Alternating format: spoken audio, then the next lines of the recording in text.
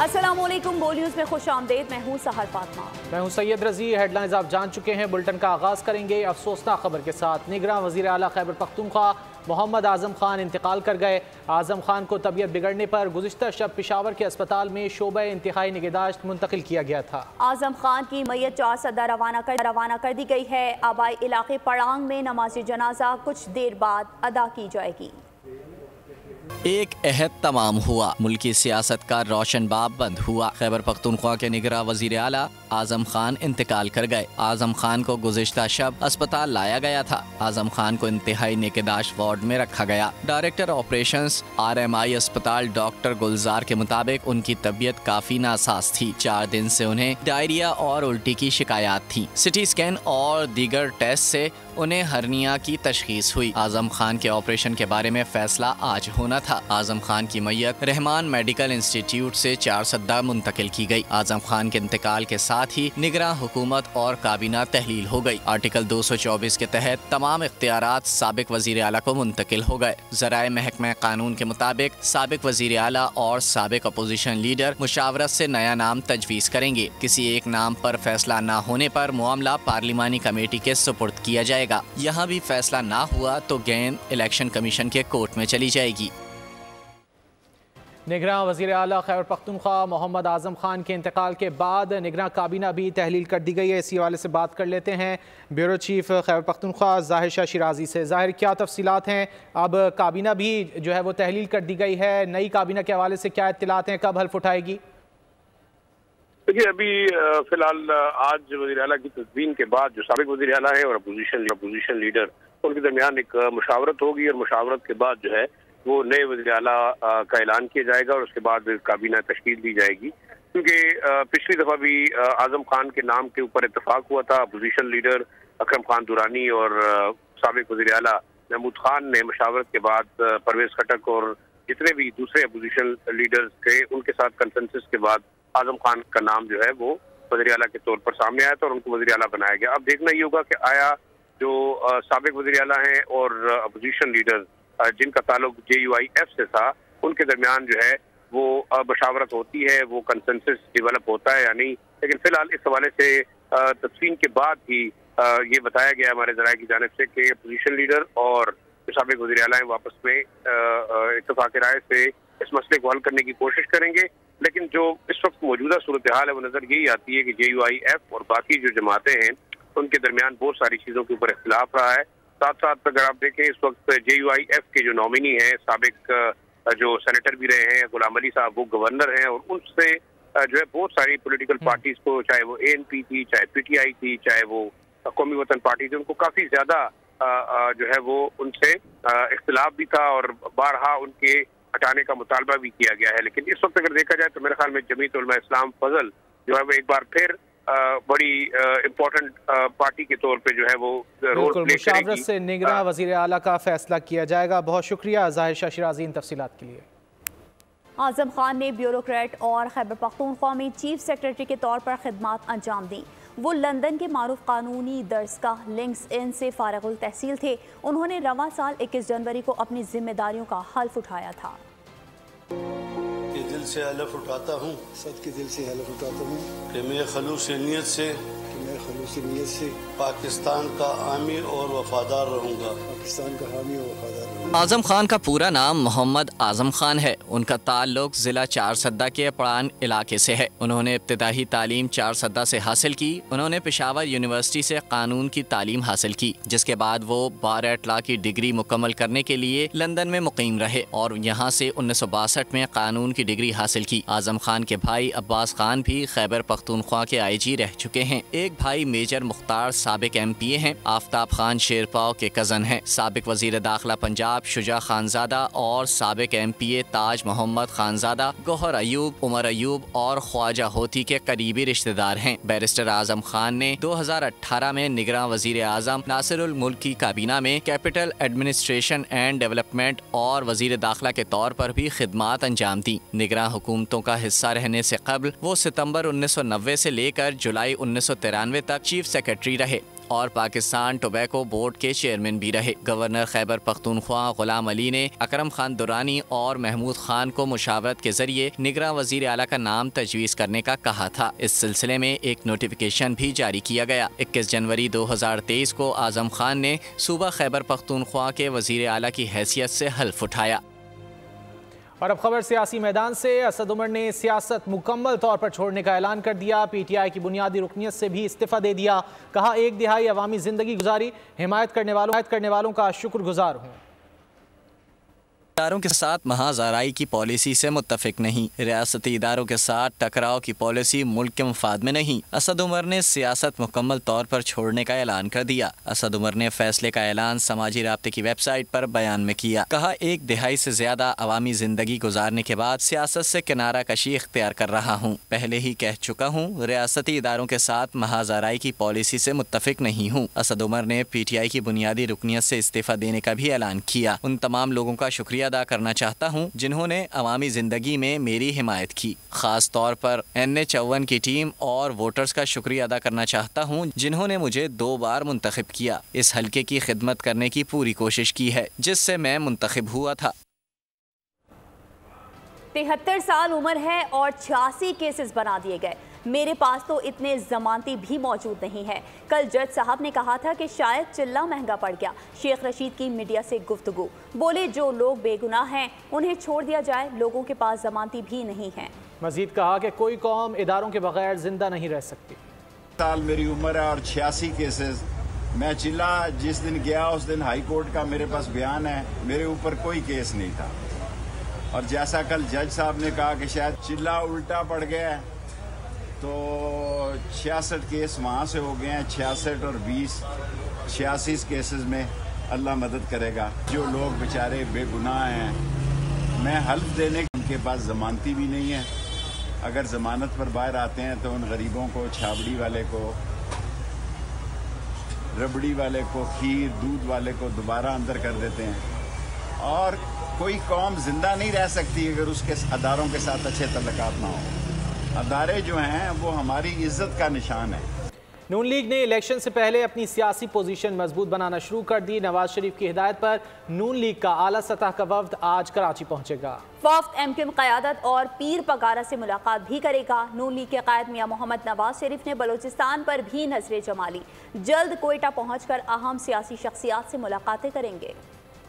मुल्क में इंतखाबी हलचल का आगाज। नून लीग ने सियासी इत्तेहाद मजबूत बनाना शुरू कर दिए। नवाज शरीफ की हिदायत पर नून लीग का वफ्द आज कराची पहुंचेगा। वफ्द MQM क़यादत से अहम मुलाकात करेगा। बातचीत में सीट एडजस्टमेंट पर भी तबादला ख्याल होगा। नून लीग का वफ्द पीर पगारा से भी मुलाकात करेगा। GDA, MQM और नून लीग में इंतखाबी इत्तेहाद का भी इम्कान है। नून लीग के कायद नवाज शरीफ ने बलूचिस्तान पर भी नजरें जमा ली। शहबाज शरीफ की गुज़िश्ता रोज मीर हाजी लश्करी खान रईसानी से मुलाकात हुई। शहबाज शरीफ ने उन्हें पार्टी में शमूलियत की दावत दी। नून लीग के कायद नवाज शरीफ भी जल्द कोयटा का दौरा करेंगे। उनके दौरे में कई शख्सियात की नून लीग में शमूलियत का इम्कान है। एक फितने को प्रोजेक्ट के तौर पर लॉन्च किया गया, जिसकी नाकामी मुल्क को बहुत महंगी पड़ी। हमें जेलों में अजियतें दी गईं। नून लीग को भी लेवल प्लेइंग फील्ड मिलना चाहिए। प्रेस कॉन्फ्रेंस में रहनुमा नून लीग राना सनाउल्लाह का कहना था कि हम तमाम हलकों से उम्मीदवार खड़े करेंगे। नून लीग की हुकूमत पेट्रोल और डॉलर की कीमत नीचे लाएगी। पाकिस्तान को G20 में शामिल करेंगे। इस दौर में हमारी क़यादत को, हमें सबको, कारकुनों को झूठे मुकदमों में जो है वो जेलों में ठूंसा गया। जेलों में हमारे ऊपर जो है वो दवाइयाँ, खाने बंद किए गए। वहाँ पे अजियत का माहौल पैदा किया गया। उस वक्त कौन सी सहूलतकारी थी? पाकिस्तान को इस बहरान से निकालने के लिए, आम आदमी की नामुमकिन ज़िंदगी जो है, मुश्किल ज़िंदगी, उसको आसान करने के लिए पाकिस्तान को दोबारा से 24वें नहीं, उसको G20 में दाखिल में जो है वो लाने के लिए, डॉलर को जो है वो वापस लाने के लिए, पेट्रोल को, महंगाई को ख़त्म करने के लिए हमने इससे पहले भी जो है वो ऐसे यानी गंभीर मसाइल, जब 2013 में दुनिया कहती नहीं थी कि जी ये कैसे मुमकिन है कि दहशतगर्दी इस मुल्क से ख़त्म हो जाए। दहशतगर्द तो आ गए हैं इस बात में, वो तो बस अगला कदम उनका इस्लामाबाद में है। ये कैसे ख़त्म होगी? लोग कहते नहीं थे कि जनाब 20-20 घंटे की लोड शेडिंग है, बिजली के कारखाने या जो डैम है ये तो बनते हैं 15-15 साल में, 12-12 साल में, ये कैसे ख़त्म होगा जी? हमने करके दिखाया। इंसदादी दहशतगर्दी अदालत लाहौर ने इश्तियाल अंगेज गुफ्तगू केस में लीगी रहनुमा मरियम औरंगजेब और जावेद लतीफ़ की हाजिरी मुआफ़ी की दरख्वास्त मुस्तरद कर दी है। इंसदादी दहशतगर्दी अदालत लाहौर में दोनों रहनुमाओं के खिलाफ केस की समाअत हुई। अदालत ने मरियम औरंगजेब के जमानती मचलके मुस्तरद कर दिए। अदालत ने शरीक मुल्ज़िमान की हाजिरी मुकम्मल करते हुए समाअत 25 नवंबर तक मुलतवी कर दी। थाना ग्रीन टाउन पुलिस ने मुल्ज़िमान के खिलाफ मुकदमा दर्ज कर रखा है। 190 मिलियन पाउंड स्कैंडल में नैब ने चेयरमैन पीटीआई की अहलिया बुशरा बीबी का स्टेटस गवाह से मुल्जिमा में तब्दील कर दिया।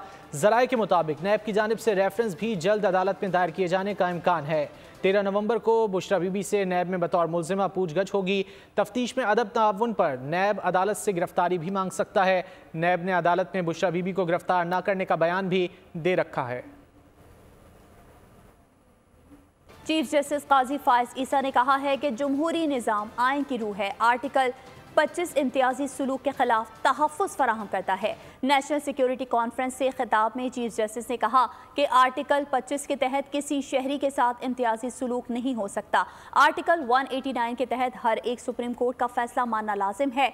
उन्होंने दौरान खिताब साफ शफाफ इंतखाबात की ज़रूरत और जड़ांवाला के अफसोसनाक वाक़े का भी जिक्र किया और कहा कि आइन अक़लियतों को भी तहफ़्फ़ुज़ फराहम करता है। चीफ जस्टिस खिताब आगाज़ पर दहशतगर्दी का निशाना बनने वाले मासूम शहरियों और दहशतगर्दी के खिलाफ जानों का नजराना देने वाले शोहदा के लिए 1 मिनट की खामोशी इख्तियार की गई। सुप्रीम कोर्ट ने मरदमशुमारी के खिलाफ अपील समाअत के लिए मुकर्रर कर दी। जस्टिस एजाजुल एहसन की सरबराही में 3 रुकनी बेंच 13 नवंबर को समाअत करेगा। दरख्वास्त गुजार हसन कामरान ने बलूचिस्तान हाई कोर्ट से दरख्वास्त खारिज होने पर सुप्रीम कोर्ट में अपील दायर की थी, जिसमें मरदमशुमारी के नतायज चैलेंज किए गए थे। खबर शामिल करेंगे कारोबारी दुनिया से, जहां डॉलर की ऊंची उड़ान गुज़िश्ता हफ्ते भी जारी रही। इंटरबैंक और ओपन मार्केट में डॉलर 2 रुपये 99 पैसे महंगा हुआ। इंटरबैंक में डॉलर 284 रुपये 31 पैसे से बढ़कर 287 रुपये 3 पैसे पर बंद हुआ। ओपन मार्केट में डॉलर 3 रुपये महंगा हो गया। डॉलर की ऊंची उड़ान। इंटरबैंक में डॉलर 284 रुपये 31 पैसे से बढ़कर 287 रुपये 3 पैसे पर बंद हुआ। ओपन मार्केट में डॉलर 3 रुपये महंगा हो गया। ओपन मार्केट में डॉलर 285 रुपये से बढ़कर 288 रुपये में फरोख्त हुआ। डॉलर में इजाफे से दीगर करेंसियां भी महंगी हो गईं। ओपन मार्केट में यूरो 5 रुपये महंगा हुआ। पाउंड की कीमत में 10 रुपये का बड़ा इजाफा हो गया। सऊदी रियाल 20 रुपये इजाफे से 76 रुपये 70 पैसे में फरोख्त हुआ। मिठाई और बेकरी आइटम्स की कीमतों के तयन का मामला सुप्रीम कोर्ट तक पहुंच गया। सुप्रीम कोर्ट ने शहरी की अपील 15 नवंबर को समाअत के लिए मुकर्रर कर दी। चीफ जस्टिस काजी फायज ईसा की सरबराही में 3 रुकनी बेंच समाअत करेगा। अदालत ने एडवोकेट जनरल KP समेत फरीकैन को नोटिस जारी कर दिए। दरख्वास्त गुजार ने पेशावर हाई कोर्ट के फैसले के खिलाफ अपील दायर कर रखी है।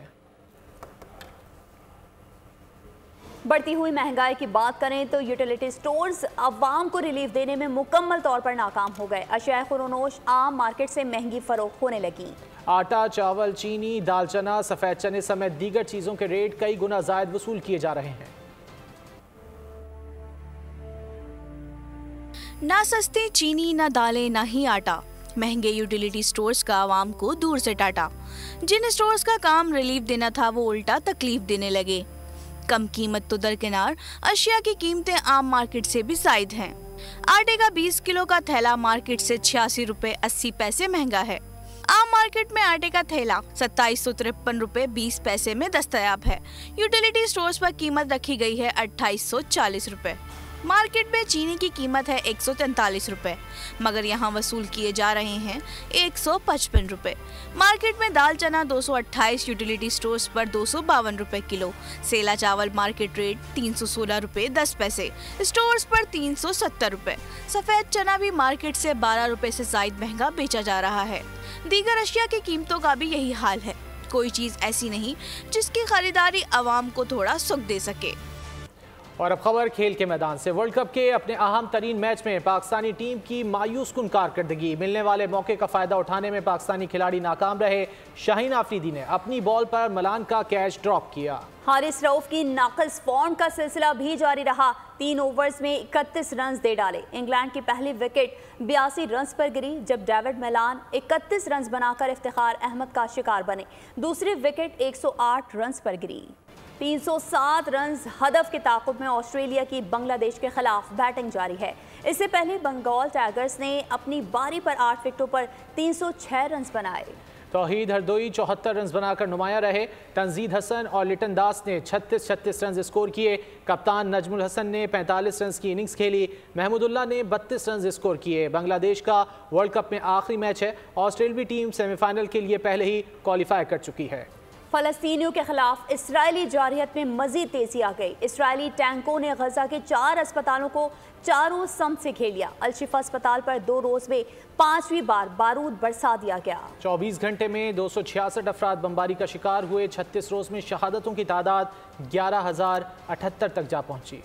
फ़लस्तीनियों के खिलाफ इसराइली जारहियत में तेजी, गजा के अस्पतालों को सॉफ्ट टारगेट बना लिया। 36 रोज में 11,078 शहादतें। सेहूनी फौज की खून की प्यास फिर भी ना बुझी। इसराइली टैंकों ने गजा के 4 अस्पतालों को चारों समत से घेर लिया। अल नसर अस्पताल, गवर्नमेंट अस्पताल के गिर्द फौजी दस्ते तैनात। मेंटल हेल्थ अस्पताल और अल रनतीसी अस्पताल में भी हजारों मरीज तिब्बी अमला महसूर हो गया। पनाह लेने वाले बेघर अफराद को खुराक और पानी की फरहमी बंद कर दी गई। पिछले 24 घंटे में 266 अफराद बमबारी का शिकार हो गए। 1500 बच्चों समेत 2027 से ज्यादा अफराद ताहाल मलबे तले दबे हैं। इसराइली फोर्सेज ने अल ब्रिज और अल बुर्राक स्कूल को निशाना बनाया। स्कूल पर हमले में हमास सरबरा इस्माइल हानिया की पोती भी शहीद हो गईं। सुबह सवेरे अल शिफा अस्पताल के अतराफ भी बारूद बरसा दिया गया। वजारत सेहत के मुताबिक अस्पताल पर 2 रोज में 5 बार बमबारी की गई। अब तक मुख्तलिफ तिब्बी मराकज पर 270 से ज्यादा हमले किए जा चुके हैं। हठधर्मी और मनमानी हवा हुई। इसराइल घुटने टेकने पर मजबूर हो गया। इसराइल का हमास के साथ कैदियों के तबादले पर इत्तेफाक राय। फलस्तीनी बच्चों और खवातीन की रिहाई के बाद हमास 100 यरगमाली छोड़ने पर तैयार। 240 से ज्यादा अफराद इस वक्त हमास जंगजुओं की कैद में हैं। मौजूदा ब्रेक थ्रू कतर की कोशिशों से अमल में आया। अमरीका ने भी इसराइल को आराम कर लिया। अमरीकी वज़ीर ख़ारजा एंटनी ब्लिंकन ने हमलों में रोज 4 घंटे का वक्फा नाकाफी करार दे दिया। कहा, शहरियों के तहफ़्फ़ुज़ के लिए अभी बहुत कुछ करने की जरूरत है। इसराइल दिफा के हक में अहदाफ को मज़ीद वाज़ेह किया जाए। शहरियों के नुकसान को रोकने के लिए हर मुमकिन कोशिश करेंगे। यूएसएड ने गजा में जंगबंदी के लिए बाइडेन इंतजामिया को खत लिख दिया। जापानी वज़ीर ख़ारजा कहते हैं, इंसानी बहरान के खात्मे की कोशिशों में क़यादत करना चाहते हैं। बराह रास्त आपको 4 सद्दा लिए चलेंगे, जहाँ पर निगरान वज़ीर आला KP आज़म खान की नमाज जनाजा अदा की जा रही है।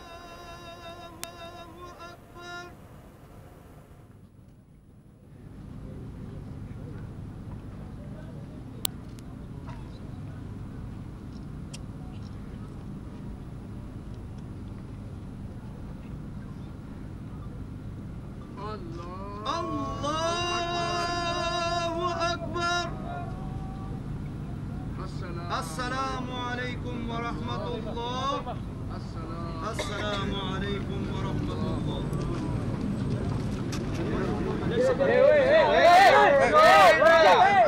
4 सद्दा के निगरान वज़ीर आला खैबर पख्तूनख्वा आज़म खान की नमाज जनाजा अदा कर दी गई है, जिसमें बड़ी तादाद में इलाका मकीन और दीगर शोबा है ज़िंदगी से ताल्लुक़ रखने अफराद की जानिब से शिरकत की गई है। निगरान वज़ीर आला KP आज़म खान गुज़िश्ता रोज़ अस्पताल में दाखिल करवाए गए थे। इसके अलावा निगरान वज़ीर आला पंजाब मोहसिन नकवी ने भी नमाज जनाजा अदा की है। आज़म खान 10 माह तक बहैसियत निगरान वज़ीर आला KP अपनी खिदमात अंजाम देते रहे और आज अपने खालिक हकीकी से जा मिले। उन्हें गुज़िश्ता रोज़ रहमान मेडिकल इंस्टीट्यूट में दाखिल करवाया गया था। ICU में भी रहे, लेकिन जहाँ बढ़ ना हो सके और बताया जा रहा है कि वो डायरिया में मुब्तला रहे। CT स्कैन में उनको हर्निया की तशख़ीस भी हुई थी और इन तमाम तर वजूहात की बुना पर वो आज अपने खालिक हकीकी से जा मिले। 4 सद्दा में निगरान वज़ीर आला खैबर पख्तूनख्वा आज़म खान की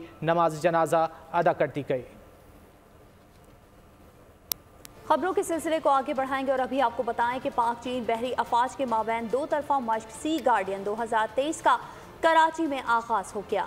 मश्क में पाकिस्तान और चीन के बहरी और हवाई जहाज, ऑब्दोज और मैरीन फोर्सेज हिस्सा ले रही हैं। पाक चीन बहरी मशकें, दिफाई ताउन का फरोग, दो तरफा स्ट्रेटेजिक ताउन का बेमिसाल मुजाहरा। चीनी बहरिया के commander rear admiral Liang Yong इफ्तिताही तकरीब के मेहमान खुसूसी थे।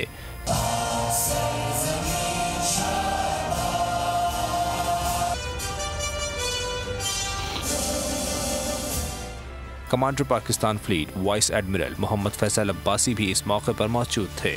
तर्जुमान पाक बहरिया के मुताबिक दोनों ममालिक के कमांडर्स ने मश्क को पेशेवराना महारत में इजाफे और मुस्बत नताइज हासिल करने के हवाले से अहम करार दिया। उनका कहना था इस मश्क का मकसद बहिर हिंद में रिवायती और गैर रिवायती खतरात के खिलाफ मरबूत हिकमत अमली और बहरी ताउन का फरोग है। और अब खबर आलमी मंजरनामे से। ईरानी सदर इब्राहिम रईसी सऊदी अरब पहुंच गए। वो OIC इजलास में अपने मुल्क की नुमाइंदगी करेंगे। इब्राहिम रईसी का दौरा सऊदी अरब किसी भी ईरानी सदर का 15 साल के दौरान पहला दौरा है।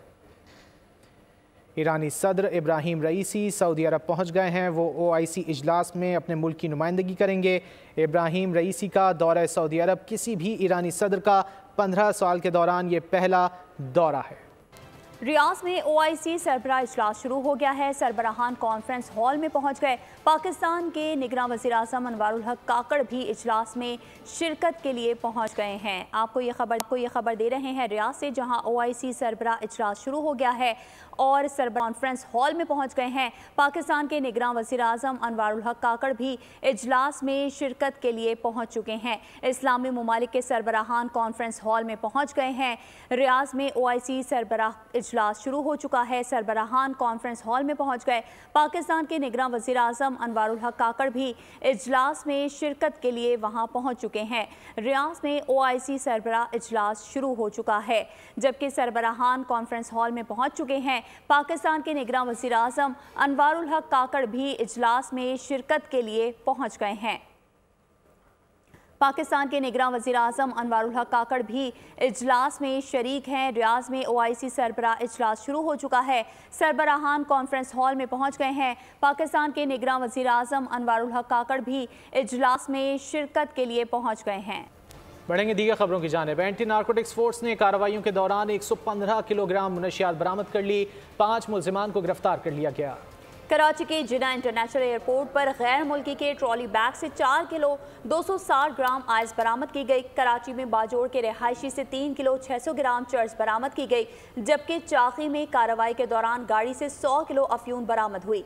कोयटा और पेशावर से भी मुलजिमान से मनशियात पकड़ी गई। CTD ने पंजाब के मुख्तलिफ शहरों में 179 ऑपरेशन करके 5 दहशतगर्द गिरफ्तार कर लिए। कार्रवाइयाँ पाकपतन, रावलपिंडी, बहावलपुर और साहिवाल में की गईं। पाकपतन से TTP का अहम कमांडर नदीम गिरफ्तार किया गया। दहशतगर्द अहम तंसीबात पर हमले की मनसूबाबंदी कर रहे थे। मुलजिमान के कब्जे से असलहा और बारूद भी बरामद किया गया। गाजी कश्मीर खान मोहम्मद खान की 62वीं बरसी आज मनाई जा रही है। खान मोहम्मद खान की बेमिसाल और लाजवाल खिदमात पर उन्हें बाबाए पहुंच और गाजी कश्मीर के अलकाबात से नवाजा। सूबा फ्लॉप हो गया। 50 करोड़ रुपए की लागत से लगाए गए मियावाकी जंगल कौमी खजाने के लिए सफेद हाथी साबित हुआ। मियावाकी जंगल शहर में फजाई आलूदगी भी कम न कर सका। इस हवाले से देखते हैं शौकत अली की ये रिपोर्ट। कसीर रकम खर्च करके 51 मकामात पर लगाए गए मियावाकी जंगल जो कि स्मोक के खात्मे के लिए लगाए गए थे, इससे शहरियों को क्या फ़ायदा हासिल हुए हैं और महकमे ने इनकी हिफाजत के लिए क्या इकदाम कर रखे हैं। तो हमारे साथ जो हैं additional DG PH Safiullah Gondal साहब मौजूद हैं। हम इनसे बात करेंगे। गोंदल साहब बताइएगा, मियावाकी जंगल पर बड़ा खर्चा भी गवर्नमेंट ने किया और इसकी स्मोक आजकल बड़ी फैली हुई है, क्या इसका फ़ायदा हो? जी थैंक यू। देखें, जितनी भी प्लांटेशन हो इसमें तो कोई दो राय नहीं है कि वो स्मोक के ख़िलाफ़ वो उसको, इसमें ये है कि स्मोक एक बड़ा एलिमेंट है। उसमें मियावाकी जो है वो कंट्रीब्यूट कर रहे हैं। तकरीबन 54 जगहों पे हमने लगाए थे और उसमें उस टेक्नोलॉजी का फ़ायदा ये होता है कि अर्बन जो सेंटर्स हैं वहाँ पर जगह कम होती हैं, तो ये टेक्नोलॉजी से ये है कि हम छोटी सी जगहों पर मैक्सिमम प्लांट्स लगा सकते हैं। वो अपना रोल प्ले कर रहे हैं, लेकिन डेफिनेटली हमें इससे मज़ीद ज़्यादा जो है प्लांटेशन की ज़रूरत है शहर में। और उसके साथ जो बाकी एलिमेंट है, वो सिर्फ जो है देखें दरख्त जो है और पौधे वो तो उसको फाइट कर सकते हैं, जो उसके सोर्सेज हैं जहाँ से वो आती है उस पर डिस्ट्रिक्ट एडमिनिस्ट्रेशन और एनवायरनमेंट डिपार्टमेंट काम कर रहा है। तो ये एक पैरेलल फाइट होगी कि वहाँ से जो सोर्सेज हैं उनको भी रोका जाए और मज़ीद प्लांटेशन भी की जाए।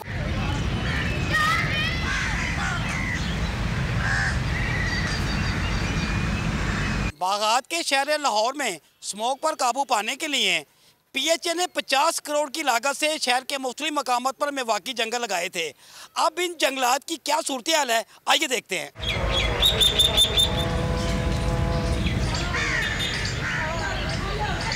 स्मोक की वजह से लाहौर शहर को आफत ज़्यादा करार दे दिया गया है और ये कहा गया है कि स्मोक का इस कदर उसमें शिद्दत आ गई है कि शहरियों का फ़िज़ा में सांस लेना मुहाल हो गया है।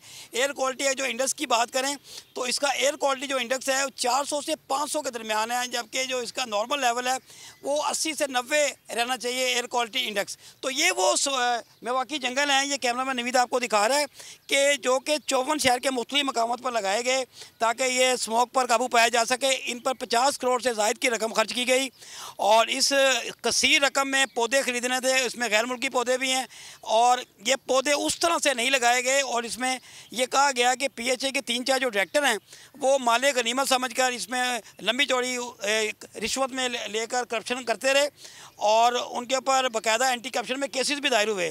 तो ये मेवाकी जंगल है, ये देखेंगे ये बिल्कुल सफाई ना होने की वजह से बिल्कुल बेयारो मददगार पड़ेंगे। और महकमा पुलिस का इस बारे में कहना है कि ये जराइम की अमाजगा बन गए हैं, किसी ने मैनोशी करनी हो वो इनमें दाखिल हो जाता है, कोई भी गैर इखलाकी सरगर्मी हो, ख़ासकर जो नशा करने वाले अफराद हैं उनके लिए ये आइडियल मकाम बन गया है मेवाकी जंगल और कोई इसकी देखभाल नहीं है। इतनी बड़ी तादाद में कौम के खून पसीने का इसमें पैसा लगा, इसमें फ़ंड्स भी खर्च किए गए, लेकिन मेवाकी जंगल जो है उस तरह का रिजल्ट नहीं दे सके। और इसमें इस बारे में PHA इंतजामिया का कहना है क्योंकि लाहौर में स्मोक बहुत ज़्यादा है इसलिए इसकी जो अफादियत है उस तरह का दिखाई नहीं दे रही।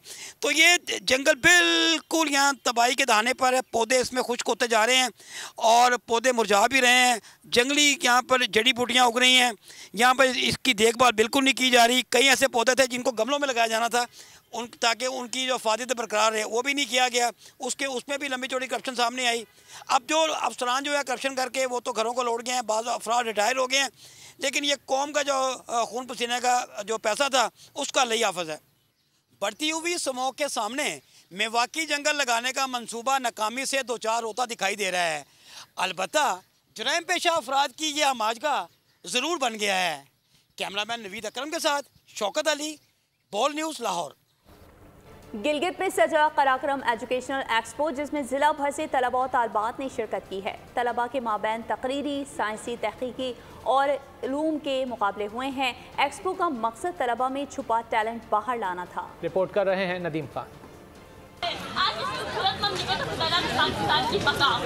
सिटी पार्क गिलगित में सजा एक रोज़ा एजुकेशनल एक्सपो जिसमें मुख्तलिफ तालीमी इदारों के तलबा और तालिबात समेत लोगों की बड़ी तादाद ने शिरकत की। इस मौके पर तलबा ने अपने फ़न के जौहर दिखाए।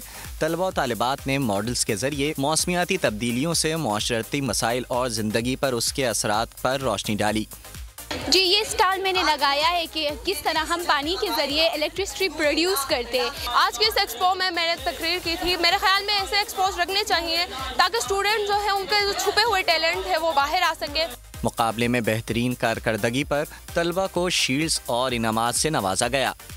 स्मार्ट विलेज हमने ये जो प्रोजेक्ट है हमने गाँव के लोगों को मद्देनज़र रखते हुए बनाया है ताकि एक गाँव में भी ये सारी चीज़ें होनी चाहिए। तलबा और तालिबात ने कराक्रम एजुकेशनल एक्सपो को खुशाइंद करार देते हुए इस तरह के तकरीबात को मुस्तकिल बुनियादों पर करवाने की ख्वाहिश जाहिर की ताकि उनकी छुपी सलाहियतों को उजागर करने में मदद मिल सके। कैमरामैन फरहान करीम बेग के साथ नदीम खान, बोल news, Gilgit. Chief of naval staff amateur golf championship की ग्रास कैटेगरी में अदील शफकत को 69 स्कोर के साथ बढ़तरी हासिल हो गई। इर्तिजा हुसैन 72 स्कोर के साथ दूसरे और यासिर खोकर 73 स्कोर के साथ तीसरे नंबर पर मौजूद हैं। लेडीज ग्रास में अमेरिकन सर फहरिस्त हैं। ज़ेबुन्निसा को 4 स्कोर के फ़र्क से दूसरी और अना जेम्स को तीसरी पोजीशन हासिल है। सीनियर्स की ग्रास कैटेगरी में कमांडर रिजवान राशिद पहले, ब्रिगेडियर एम असलम खान दूसरे और ब्रिगेडियर मोहम्मद मसूद तीसरे नंबर पर रहे। 8वीं थल जीप रैली के तीसरे मरहले का आगाज़ हो गया। तीसरा मरहला में स्टॉक कैटेगरी मुकाबले होंगे। तीसरे मरहले में स्टॉक कैटेगरी के 52 मर्द ख़वातीन रेसर्स हिस्सा ले रहे हैं। थल के सहरा में रेसर्स 200 किलोमीटर तवील और दुश्वार गुजार ट्रैक पर आज अपनी किस्मत आजमाएंगे। मजीद जानते हैं नुमाइंदा बोल न्यूज़ राव कामरान से। रोज़ा 8वीं थल जीप रैली के तीसरे मरहले का आगाज़ हो गया। तीसरे मरहले में स्टॉक कैटेगरी और ख़वातीन कैटेगरी के असाब शिकन मुकाबले होंगे, जिसमें तीसरे मरहले में जो है स्टॉक कैटेगरी के 49 रेसर और ख़वातीन कैटेगरी के जो है 3 रेसर हिस्सा ले रहे हैं। थल के सहरा में रेसर को अपनी महारत के जौहर दिखाने के लिए जो है 200 किलोमीटर तवील और दुश्वार गुजार जो है वो ट्रैक बनाया गया। 8वीं थल जीप रैली के सिलसिले में आज ज़िले इंतज़ामिया की मुजफ्फरगढ़ की जानिब से जो है आम तातील का जो है वो ऐलान भी किया गया है, जबकि यहाँ पर जो है आम तातील के ऐलान के साथ ही जो है शहरियों की जो है बड़ी तादाद जो है आज के रोज़ इस थल जीप रैली का जो है वो रुख कर रही है और बड़ी तादाद में शहरी जो है वो शायकीन जो है यहाँ पर जो है वो रुख कर रहे हैं। और इस वक्त जो है गाड़ियाँ जो है वो ट्रैक पर रवाना हो चुकी हैं और इस वक्त तमाम तर सिक्योरिटी के हवाले से भी जो है पूरे इंतजाम किए गए हैं, जबकि कल जो है फ़ाइनल राउंड होगा और फाइनल राउंड की जो है तकसीम इनामात जो है वो मुजफ्फरगढ़ के फैसल स्टेडियम में मुनक्किद की जाएगी। जी, ख़वातीन रेशमी मलबूसात की हमेशा से दीवानी हैं। रेशम के धागे का हुसूल और उससे कपड़े की तैयारी कैसे मुमकिन होती है, देखते हैं माहपारा ज़मान की इस रिपोर्ट में।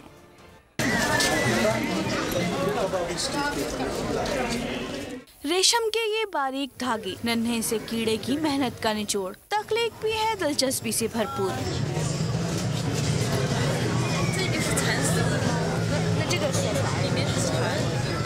शहतूत के पत्ते रेशम के कीड़ों की खुराक हैं। कीड़ा 33 रोज में रेशम तैयार करता है, तब जाकर हुनरमंद गर्म पानी और चरखे के जरिए रेशम का धागा तैयार करते हैं। रेशमी धागे की नफासत और नज़ाकत का अमल लोक विरसा मेले में शिरकत की तवज्जो का मरकज रहा। आज हमने इसका प्रोसेस देखा है कि कैसे वो बनता है और ये बड़ी मेहनत का काम है और बड़ी लगन और मेहनत से ये काम कर रहे हैं और बड़ा दिल खुश हुआ यहाँ पर आकर। हम रेशम और सिल्क के कपड़े लेते हैं, लेकिन मुझे इससे पहले नहीं पता था कि इसका प्रोसेस क्या होता है बनने का, और आज मैंने देखा है कि इतनी खूबसूरती से जो कारीगर हैं वो अपने हाथों से एक रेशम का कीड़ा होता है उससे ये जो है इस धागे को निकालते हैं और फिर बड़ा खूबसूरती से वो कपड़े बनाते हैं। कुदरती तौर पर सफ़ेद धागे को हुनरमंद मुख्तलिफ मकासद के इस्तेमाल के लिए मुख्तलिफ रंगों में रंगते हैं। इन्हीं रंगारंग धागों से नरम और मुलायम चादरें और कालीन बनते हैं। रेशम की खूबसूरती और चमक इसकी खूबसूरत साख की वजह से होती है, लेकिन जिस मेहनत से ये तैयार किया जाता है वो कश्मीरी हुनरमंदों की मेहनत का मुंह बोलता सबूत है। कैमरामैन हारून मुगल के साथ माहपारा ज़मान, बोल न्यूज़, इस्लामाबाद। खुश्क मेवाजात मौसम सरमा की एक बेहतरीन सौगात हैं, लेकिन बढ़ती महंगाई ने खुश्क मेवाजात को आवाम से दूर कर दिया। बादाम 2700 रुपये, पिस्ता 3500 रुपये, चिलगोज़ा 12,000 रुपये, काजू 3600 रुपये, जबकि इंजीर 2500 रुपये किलो में फ़रोख्त की जा रही है। मज़ीद तफसीलात जान लेते हैं हंगू से मंजूर खान की रिपोर्ट में।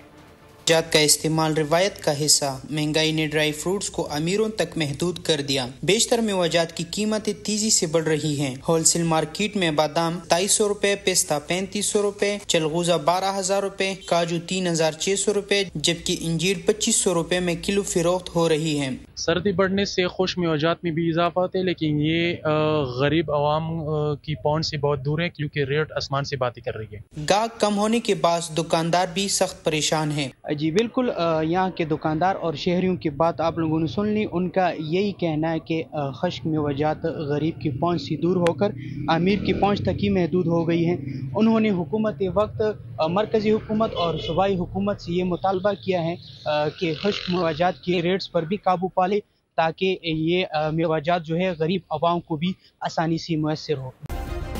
सब्सक्राइब करें और बेल दबाएं ताकि कोई खबर रह न जाए।